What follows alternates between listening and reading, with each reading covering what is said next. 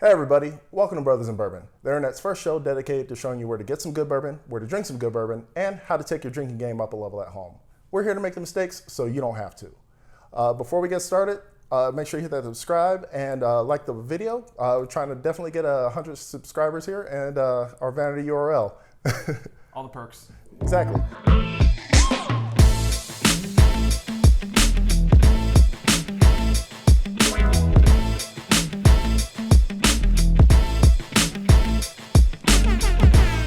Today's show is a little different, the departure from our normal content of just reviewing a bourbon and taking you somewhere.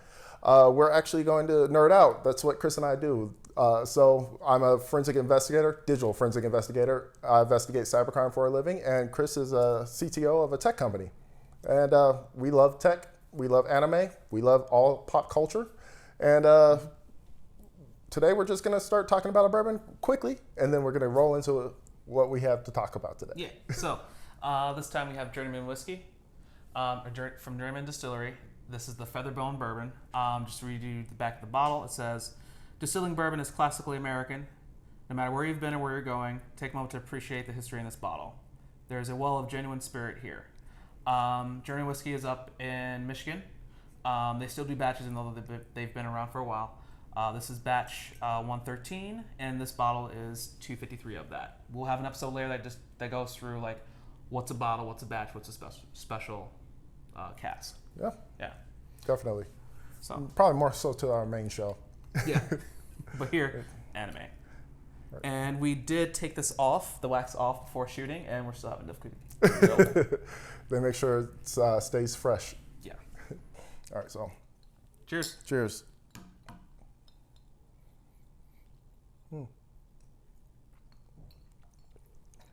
Journeyman's always so good. So, well, what are you smelling when you first get it? Like, probably just don't forget to check out the link below for our flavor wheel. Yeah. So for me, the whiskeys we usually have don't have like such a like standard like aroma to it. Mm-hmm. Smelling this, I know it's Journeyman. I know it's gonna stick because usually like usually just starts to like aerate and it just starts to go away. Journeyman's always just the same, for me at least. It's smoky, definitely caramel. Caramel. We're gonna have that whole conversation online, just like it's caramel. It's caramel. It's caramel. I guess it just, I don't know. Is it aluminum or aluminium? British versus American, right? But yeah, there's caramel in here, smoky. It's just, I just love this bourbon. Yeah, this is one of my go-tos. Pick it up over at Printers Row and all that. Yep. All the time. So. Yeah, now you're starting to find it in a lot of bars, which is great. Yeah. Yeah, they're Michigan neighbors. So here in Chicago, they like to send us stuff, and we'll accept whenever. Oh, we did not say exactly where they're from in Michigan. They're in Three Oaks. Okay. Which, if you're in Chicago and you go up to Michigan, you're almost always going to pass this place. Yeah, so if you're doing a road trip soon, be sure to stop by there. About an hour outside of the city, so. Yeah. It's might as well be considered a suburb of Chicago. No, we're not doing Chicagoland. Chicagoland it's area. probably like 3 states. Right? Yeah. Cool. So before we continue on, we just want to point something else out, which I thought was really cool. This is Usda Organic, Mosa Certified Organic, and Kosher as well. Yeah. It's really, really weird for me to see something actually say that it's kosher. Yeah, it's really cool. Yeah, because nowadays everyone has either a allergy, sensitivity, or something preference. Prime example. Yeah, same here. Yeah, I'm allergic to everything. If it has nuts in it, I'll probably die. Many close calls. Too many close calls. Keep it like 2 EpiPens on me. Yeah. So bravo to them. Bravo to them because 1, they have a list on the bottle, and 2, they also achieved it, which is pretty cool. Yeah. Cheers. Cheers. Or hats off to them. Yeah. So, anything else about the whiskey? For me, I agree with you about the caramel taste. The smoky undertones, like I taste more of the oak, but yes, like what I was looking for. It's very oaky to me. Yeah. Like I feel like I am on a road trip to Michigan when I have this in hand. Like, I don't go to Michigan or even go to Indiana to say the truth, to tell the truth, Yeah. without trying to have some of this with me. Nice. So, Yeah, for me, I always have a difficult time separating smokiness from oak until it goes into peaty. Like if it's peaty, clearly it's smoke. right. Yeah. This definitely, like, you can tell that there's a wood flavor in there, and I think they did a great job pulling that oak out in the distilling process. Nice. Cool. So, time to talk about Magical Girl Spec-Ops Asuka. We picked it because, well, I watched it because Kallan. So, Kallan, why did we pick it? Well, I picked it originally because I was sitting here watching anime with my daughter, and she's like, "Hey, it's a Magical Girl. Let's check that one out." And I'm like, "Okay, great." And then I sent her promptly to her room after a few minutes of watching the anime because it definitely didn't come with a disclaimer. Basically, think Goblin Hunter. Yes. For those that have been watching the Out There anime or Attack on Titan. So the show opens up with mixing like 3 different worlds at once, which is pretty cool, and they get right into the show. Right. My understanding of it is you have humans, our day-to-day, there's modern technology, guns, tanks, cell phones. They figure out that there's a spirit realm or world that they then do have pacts with, and then there's also this third race / world. There are these cute little like stuffed animals Right. that just go ham on the world. The things of nightmares. If I'm correct, they're called Dismas. I believe so. Yeah. So anyway, you have this third race that's about to just take over everything, and then the humans and spirit realm team up so that they can create magical girls that can go fight these things. Standard magical girl realm. Right. But that's where it stops. That's exactly where it stops. Yeah. The action that comes in this series is phenomenal, to say the least. Like, I'm blown away from everything that's happening in here. Like, from one episode, I think it was episode 4. Spoilers. Yes, spoilers. Episode 4, where you see Asuka's friend get her arm chopped off. God, yeah. After being tortured to death and waterboarded. Like, I'm all laughing because they don't pull any punches, because you expect it to be like, cutesy. hey, it's going to be cutesy. Or like they pull back a little bit, because in that scene, to give them a little, no, that's a spoiler. But we're spoiling it already. Right. So to give context to this, like, yeah, okay, cool. There's a hostage situation. The rescuers are threatening the other person, like, hey, you harmed them, I'm kill everybody and take over. Right. But you're like, this is a hostage situation. I'm in control. Let me just cut your arm off and put power back into place. Pretty much. Man, like, this series is, it just takes you so deep into like the mindset of basically Asuka. She's a war vet. Yes. Suffering from PTSD. I'm like, that's a little bit too real for it to be like a magical girl anime. When you come across it, I'm like, not my first idea of like magical girl with PTSD. Yeah. I mean, it's bringing awareness to the situation, and it's a real thing. It's great, but wow. Yeah. Like, that hits a little too real. I like it, and I'm enjoying the crap out of this anime. So yeah, my favorite scene was in episode 1 where she comes back home and she's like, "Oh, there's 2 Dismas here. What's going on? Get out of here. Where's my parents?" They're like, "Oh, we don't want anything." This is still when you think they're really cute and can be like negotiated with. They're like, "Yeah, we don't want anything. We'll give you back your parents. Just safe and sound. We'll leave soon, but we'll give you your parents back in pieces." Next thing you know, opens up a finger in a box. Dog. Yeah. Dog. I was like, what? Straight to 10. Like, I was here. They took me over here. I was not ready for it. Yeah. I was not ready. And that just set the tone, and it kept getting worse and Yes. worse. It just got progressively more aggressive in every form and fashion. Yeah. But I'm still impressed about the animation and the fight choreographies as well. Really good. So it has the perfect mix of like your standard drawing anime using illustrating software. Then you add on some 3D stuff to it as well. Mm-hmm. Like the car lights always get me. Yeah. It's like that's always something that's like, all right, here's a strip of lights, clearly 3D, and you're just gonna know it's there and it's gonna move. Versus like this is like it's blended so well and mixed in. You don't really see you that see a the lot. housing. Yeah. Right. Fair warning, we are spoiling parts of it. We've watched up to episode 6, and as of recording this episode, it only has 6 episodes. So I'm going to hold off on releasing the video to you guys until probably 2 weeks from now. Yeah, I actually watched 6 before he did, caught up and destroyed his progress. Yes. Now, so outside the violence, because we keep playing that up, and the PTSD, the cool thing I like about my secret passion for Magic Girls is that the good stories always have like something that's super real. Like Madoka, that's my favorite one by far. If you look at the root of the story, it's that evil has to exist if there's going to be good. And we'll have to watch other because there's tons of stuff in there. I haven't seen that one yet. Yeah, this one is after war happens, what are they supposed to do? And Asuka's like main, one of Asuka's like big like showings of that is she's sitting down with her friends who think she's normal, and the friends are like, yeah, so I wonder what the Magic Girls are doing now because the war's over, they're not doing anything, and instead of being like, yeah, they have PTSD, all this stuff, and they're being sold out as contract killers, all this like mercenaries. They could take any weak turn, and just like have an easy story. She's like, no, they're trying their best. Like you have to reintegrate. It's a real story. You have to reintegrate into normal society. Try your best and survive and like be part of the community. Yeah. I don't like how they make all the blonde characters so close. Because could you tell if the Colombian one was the girl from the earlier episode? No.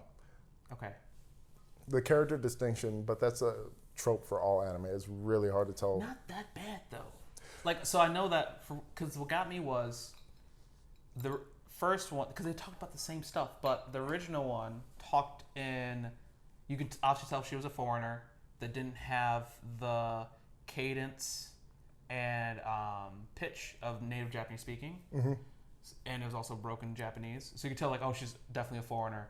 But then you have her show up as this assassin, and she's full character. So it's like, are they the same character? Are they different people? But they talk about losing their kid and family. It's confusing. Yeah, I'm kind of curious. Like, why don't they have more like distinctive characters between them? Like, though most things that when it comes down to anime, everybody pretty much looks the same. Like they have the same character models for the shapes of the heads, faces. I just wish that they had a little bit more different. Like, I wish they had a little bit more diversity in their like drawing aspects of it. But I guess, hey, you're copying and pasting the same like mold, so everybody looks like the same type of figure in their environment. But add some color. Give us a black person. That'd be great. Not to be, Colombian isn't really good. That was weird. I was like, it was semi-accurate, but you could have like stretched a little bit. You could have flexed a little bit. Yeah. Now to give them credit, they're doing pretty good so far with the main cast. I don't hand a ship to that point. Like, her friend has a darker complexion, so she could be like Japanese Brazilian or like somewhere from northern. Racially ambiguous, yeah. Because her father is also like in the ministry, so it could be foreign, etc. Right. Who else is in there? War nurse. I mean, I'm not expecting it. Yeah, I'm not expecting it because, let's be honest, when you went to Japan, they thought that you were like some type of celebrity, right? Everywhere. We're not very forefront. No. They're not in the forefront of their minds.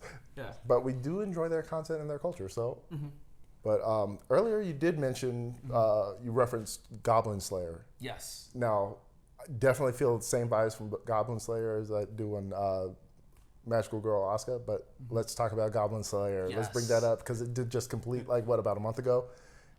I'm actually not sure. I thought I was caught up, but maybe not. I mean, I've seen the last episode that they had, so I've watched a lot of it. Too much.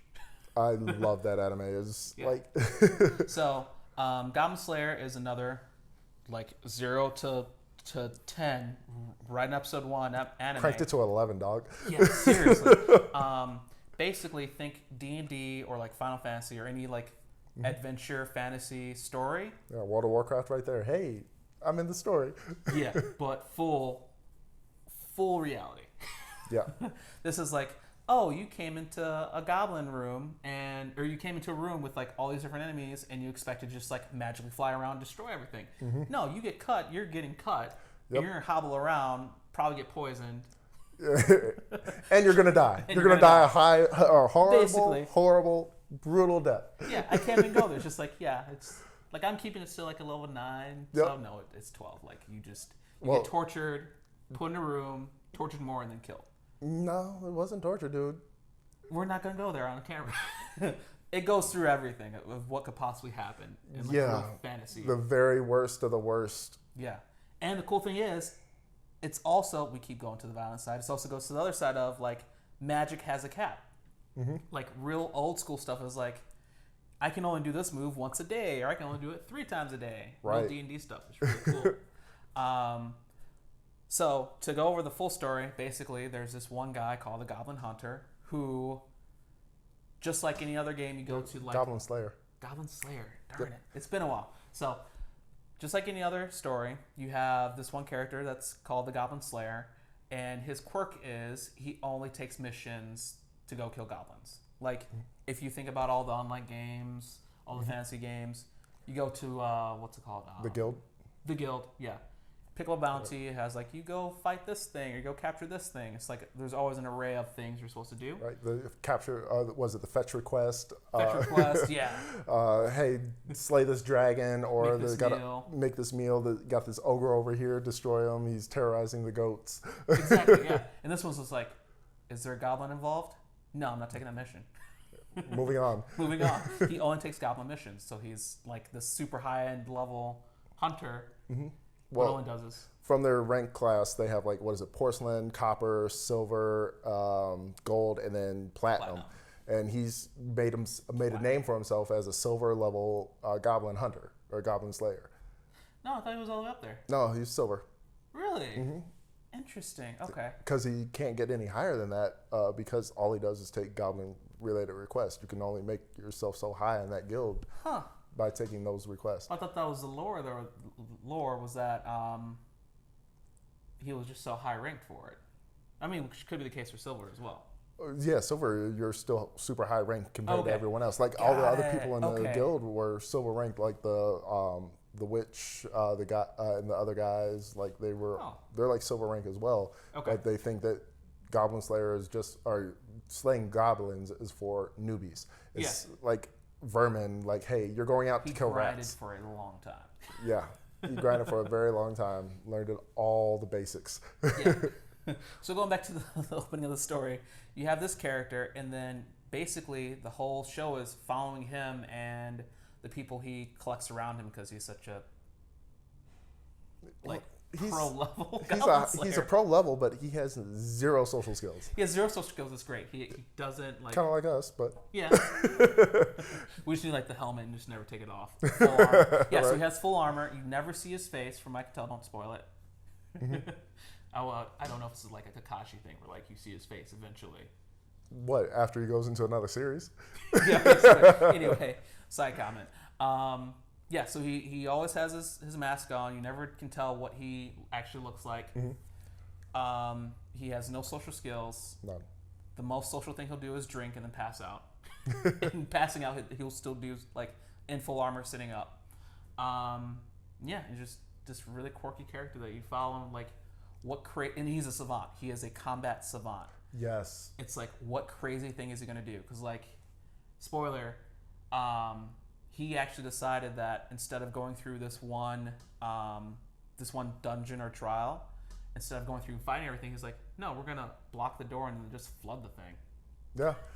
Or he also uses poison, fire. He uses sand dust for a bomb. Like, only if you're a pyro do you know like where that's gonna go. I was like, that's ingenious. That's why he wanted that. He's gonna do it. Mm-hmm. Boom.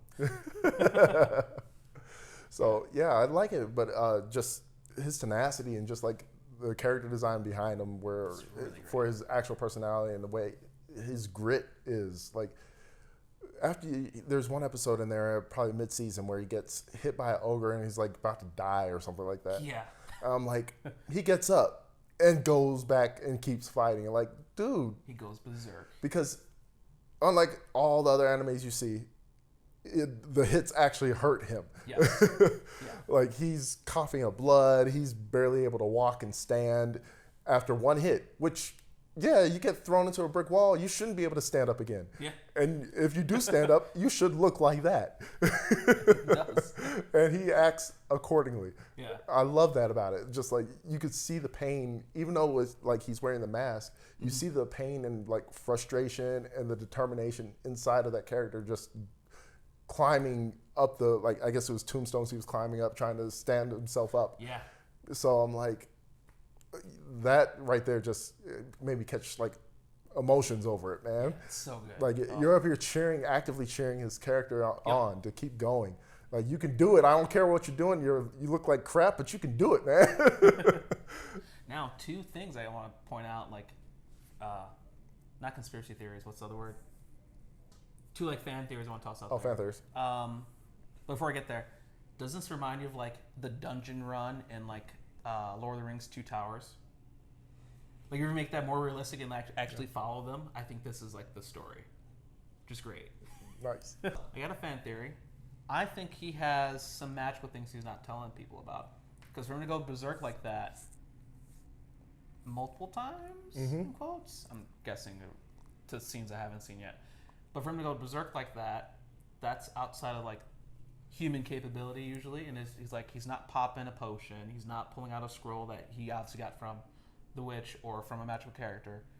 But he just goes like full on crazy mode with insane human powers. It's just like, or superpowers, not human powers. Is it really insane powers though? He got thrown against the wall and had broken ribs. But that's determination and grit. I would argue. I wouldn't say it's like berserker mode. Because I mean, he was hurt. He choked an ogre out with hair.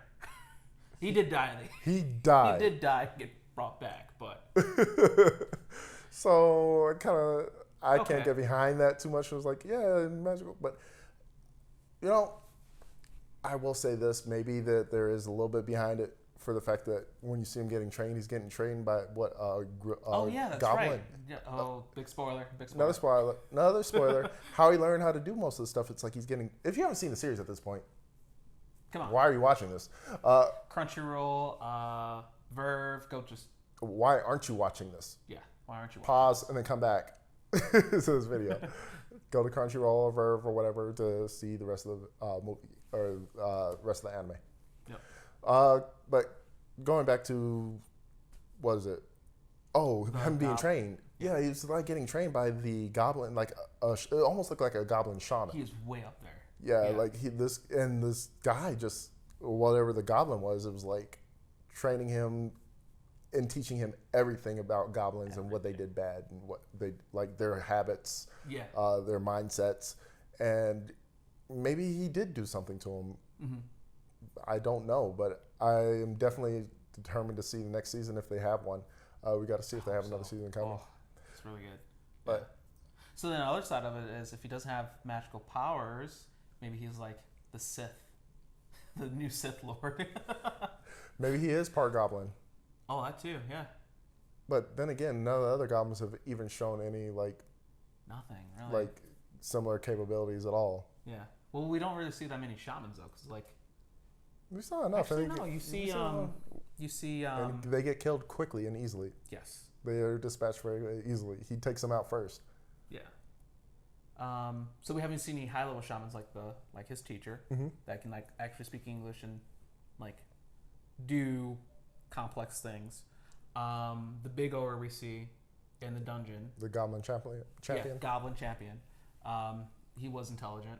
It had like epic magical powers. They built a boat. Yeah, they built a boat. Well, we still don't know like how they learned how to build a boat. Someone had to teach them that. So also, just like any good D&D or fantasy game, there's insane amount of lore. Yes. Like goblins can't like do anything. They're not inventive. They're not intelligent. So in one episode, they're riding a boat in to just totally take down this town. For the How's underground. their boat? Yeah. How's their boat? One, how did that boat get there? Yeah. Two, it's like an underground cavern. Irrigation. It's like underground irrigation. It's like the sewer system that they're they're sailing a boat in an irrigation system. I was like, this is some advanced tech. These goblins are super smart. Right. And they're like, no, wait, back up. Someone taught them how to do this. They're not smart. They can't engineer, but they can replicate and follow directions very well. And so they go to this whole theory of like, there's an overlord teaching the goblins everything. Right. So that's like our thoughts on Magical Girl, Spec-Ops Asuka, and Goblin Slayer. Thank Goblin you. Slayer. Yes. Yes. Cool. Yeah, so go watch those if you haven't. Hopefully the spoilers like bring you in to definitely watch it, or you pause the video and went to go see it. If you guys have any suggestions on other anime to watch, Yeah, leave us a comment down below, and make sure you hit that subscribe and the like button if you want more content like this. Yeah. Plan to at least give you a new video weekly. If it's not the main show, it'll be this show as well. yeah. And to recap, it's anime, tech, new movies out, video games. Mm-hmm. Let us know. Eventually, we're going to get to C2E2. I still got to buy my ticket. Yeah. Same here. So that's going to be a special episode just for the nerds of everything. Maybe no bourbon, but we'll be out there. We'll find it. We'll find it. Cool. Cool. Thanks.